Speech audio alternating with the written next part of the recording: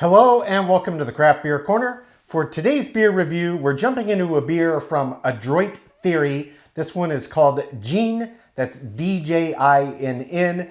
This is a barrel-aged Russian Imperial Stout that clocks in at 14.5% ABV. A very big beer indeed. Adroit Theory based in Purcellville, Virginia. So, barrel-aged, barrel of choice, bourbon. Also with additives. On this one we've got toasted coconut, macadamia nuts, marshmallow, and maple syrup. So that's an interesting combination of ingredients that sounds awesome. I haven't had an additive list quite like that in any single beer, and this to me sounds like it could be something very, very special. So starting with the label art, they always have really cool label art. There we go. It kind of is like a skeletal devil looking thing. Kind of creepy, but really cool art. Whoever drew that, excellent, excellent skills. So, as always, they do give us pairing suggestions on the back, so we'll read down these very quickly. Food, they suggest braised veal shoulder with cremolata and tomato olive sauce. Okay. Cheese, what does that say? Rogue River Blue. Rogue River Blue. Cigar, they suggest El Carrillo. Does that say inch? Ringmaster? Gordo?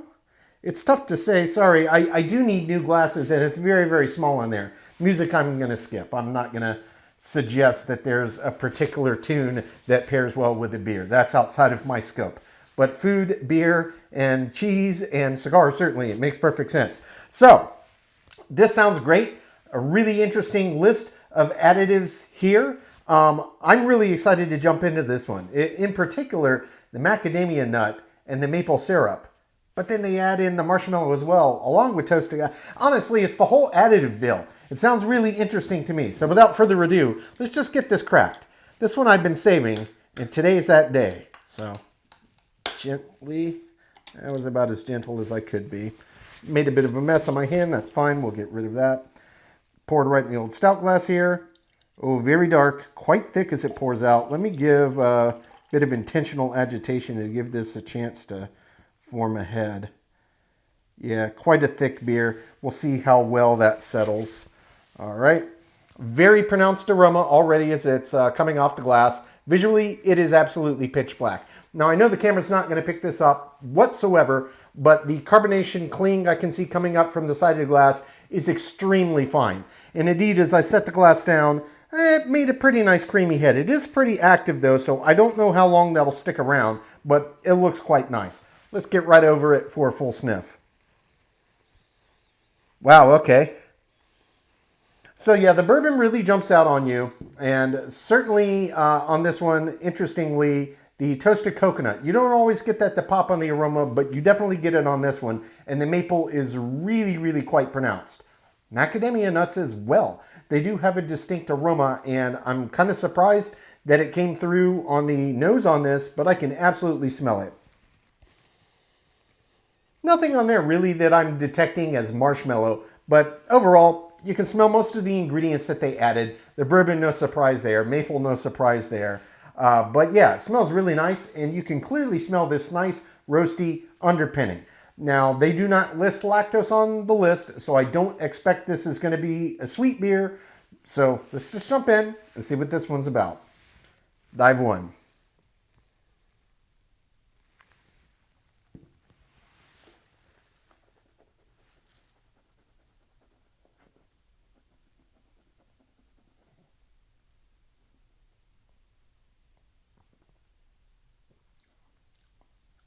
Ooh. Oh, wow. Wow. What a tremendous beer. This is a big beer. It's got an intense flavor profile to it, and the combination of ingredients 100% works. I wasn't sure. It sounded intriguing, and I thought, okay, I like all of those things, but put together, not a combination I would have thought of. It is absolutely delicious. Aside from that, I gotta say, it's got one of the most interesting flavor profiles of any additive beer like this that I've had to date, just because of really how interesting this combination of ingredients is. Man, they pair so well together. And the balance on them, top tier. So first things first, let's talk about the body and the mouthfeel. Body on this to me feels roughly medium heavy, bordering on heavy. It's not quite as oppressively weighty as you might expect. Certainly for 14.5% ABV, doesn't feel quite as oppressive.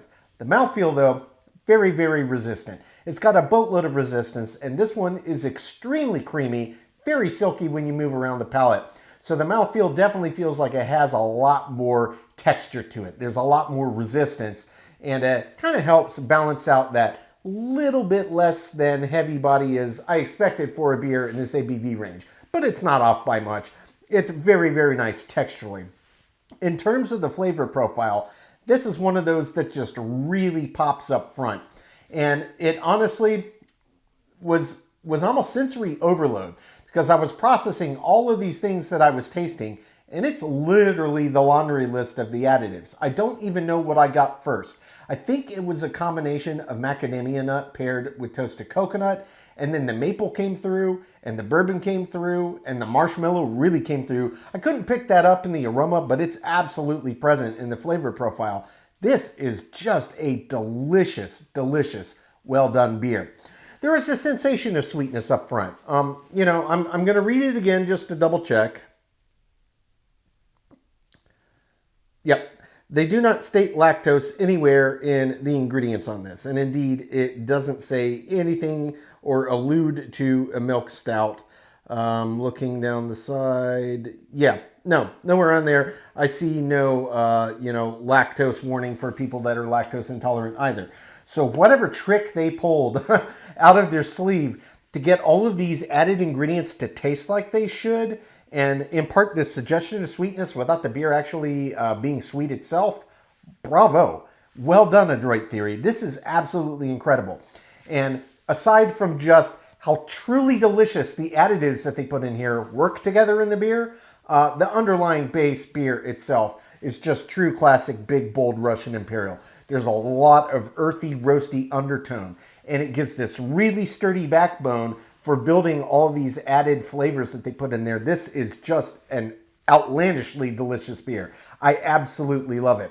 So, we're going to jump back in for a second sip, let everything re-intensify, see if I missed anything, then we're going to talk about this finish, but I can tell you I love this one. Unbelievably good. Take two.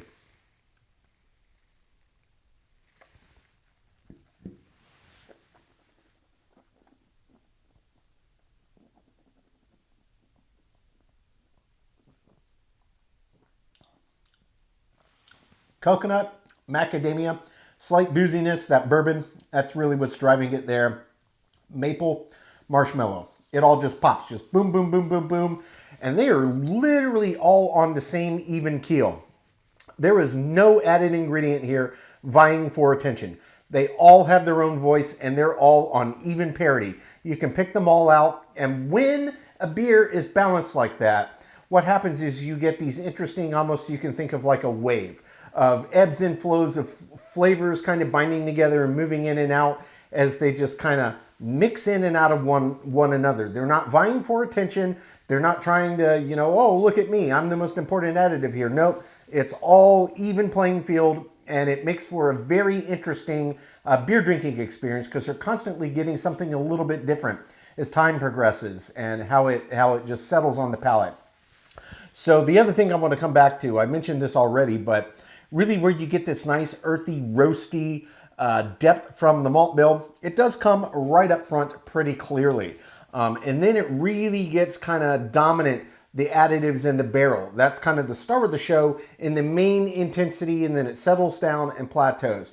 Once we start to get onto the finish side of the equation, that's where the underlying malt bill starts to pop back out again. And yeah, this is a longer than average finish, but given the intensity of flavor here, the ABV range, and the fact that it's barrel aged, it's not quite as long as I anticipated. And I think a large part of that is coming from the fact that while this malt bill is very rich and roasty and has a lot of earthy underpinnings, it only has a little bit of bitters. It's not super bitter dominant, so it's not helping to drive out the length of that finish quite as much as the other aspects of this beer. So where it does finish, what you're left with on the end, distinctly to my taste buds, it's a combination of coconut, bourbon, macadamia nut, and maple syrup. The marshmallow kind of gets out of the way once we get to the end of the finish, and there's still just this little underlying hint of that roasty earthiness. And it's not as long as I expected, but it is definitely above average. And the bourbon barrel, really on the end of the finish, isn't doing a ton of driving. It's the other added ingredients, but unbelievably good beer. I absolutely love this one. It sounded great when I saw it pop in my Tavour. Yes, I did get it from Tavour, and I knew it was one I had to try. I'm going to take my time, sip on this one, come with my scores. When we come back, we will get this beer ranked from top to bottom.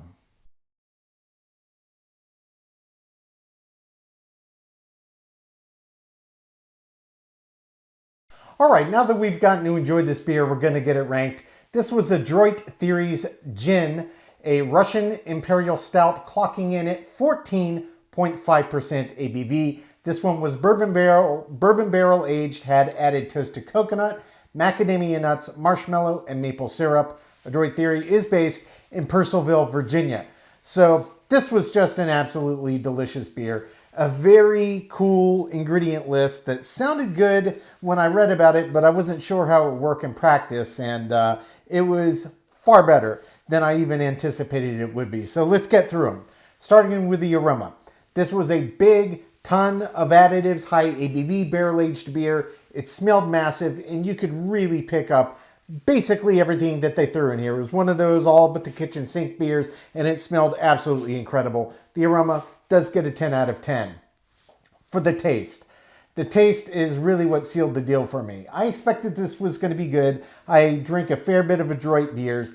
This was a very interesting additive list, and in a Russian Imperial Stout base that's been barrel-aged, I had a sneaky suspicion it was going to be special. It really, really was. It was not a combination of flavors that I ever would have thought about. Certainly not one that I've ever seen, but they all absolutely work together. And I was in particular blown away with how the macadamia and the maple played together and just kind of helped enhance everything else. And of course, that massive underlying rich roasty malt bill. Taste gets a 10 out of 10. For the body on this was definitely on the heavier side, to be certain. It was above average, but it was not quite as robust as I anticipated for a 14.5% barrel-aged Russian Imperial Stout. But it was certainly above average. The body does get an 8 out of 10. For the mouthfeel. The mouthfeel, on the other hand, was exactly what I expected. It really had a lot of resistance, and you expect that from a beer in this ABV range. It really felt right. Added a little extra oomph texturally to go with not quite as heavy of the body as I expected, but the mouthfeel was spot on. It gets a 10 out of 10. For the finish. The finish on this beer was above average, but it kind of similar to the body. It didn't last as long as I expected. So this is a big 14.5% Russian Imperial that's got four, five different additives in it that were very, very pungent, and bourbon barrel aged on top of that. I really expected the length on this to just drive and drive and drive. And it was above average, but it wasn't as long as I expected. Finish gets a 7 out of 10. For the head and retention did a pretty good job on this one. For port at home, I'm sure pulled off of a tap, it would have been perfect. But at home, this one got a 7 out of 10. For the appearance, textbook pitch black as expected, perfect 10 out of 10. For the balance on this was absolutely top tier, and it's really what sealed the deal on the flavor profile. These were big, bold, pungent additives. Toasted coconut, macadamia nut, marshmallow, and maple syrup, plus that bourbon barrel aging, and then this big, rich, roasty beer on top of it. Everything had its voice. Everything played its part beautifully. The balance on this does get a perfect 10 out of 10. Feeling in the intangible subjectively, this was just a tremendous beer. I loved it. Gets a 10 out of 10. Finally, as an example of the style, this beer nearly swept it. Just lost a few points in a few categories. Nothing that impacted really stylistically what it's about. It does get a 10 out of 10, which brings the total score on Adroit Theory's Djinn to a 92 out of 100. Well above average beer here, guys. Absolutely incredible. If you like big, flavor-forward stouts, big Imperials, be they barrel-aged or otherwise, this was absolutely fantastic. A very unique combination of flavors that absolutely work together. This is for the big, bold, in-your-face stout fan. Folks, that's today's review. As always, I do sincerely appreciate you tuning in today. Please don't forget to like, comment, and subscribe. If you want to stay in the loop when our videos go live, just turn on your notifications, hit that bell icon. It's right next to the subscribe button. Until next time, keep it beer, keep it craft. We'll see you on the next one. Cheers.